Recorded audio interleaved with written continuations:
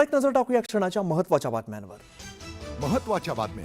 प्रायोजक पीतांबरी देवभक्ती 7-in-1 अगरबत्ती. जिथे पूजा तिथे देवभक्ती.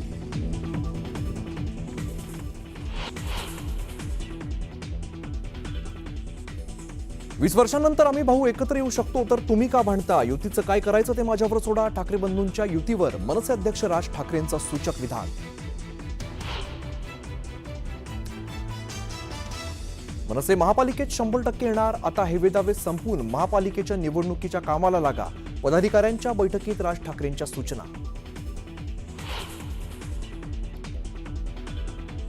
मराठीचा मुद्दा घराघरात पोहोचवा. मराठीचा मुद्दा पोहोचवताना हिंदीचा द्वेष नको. मनसे अध्यक्ष राज ठाकरेंच्या पदाधिकाऱ्यांना थेट सूचना.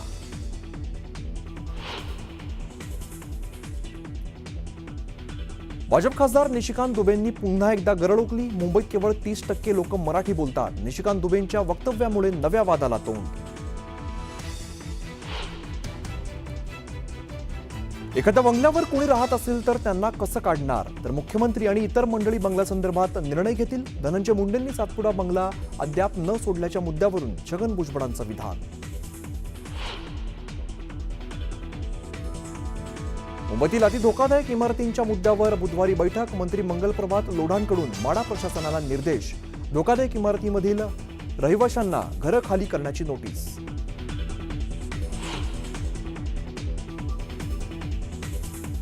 मुंबईच्या मदनपुरा भागात 2 मजली इमारत कोसळली. इमारत कमकुवत असल्यामुळे कोसळल्याची माहिती. कोणतीही जीवितहानी नाही.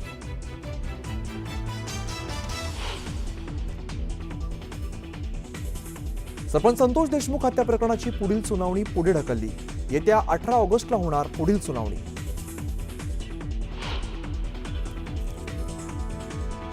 छत्रपती संभाजीनगर शहरात अतिक्रमण हटाव मोहीम.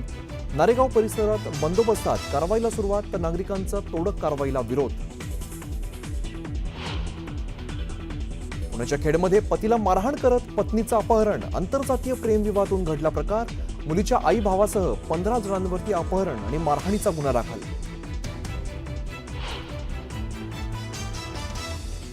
कळमनुरीत आमदार संतोष बांगर यांच्या वतीने कावड यात्रेचं आयोजन. तर संध्याकाळी हिंगोली शहरातल्या कावड यात्रेत उपमुख्यमंत्री एकनाथ शिंदे लावणार हजेरी.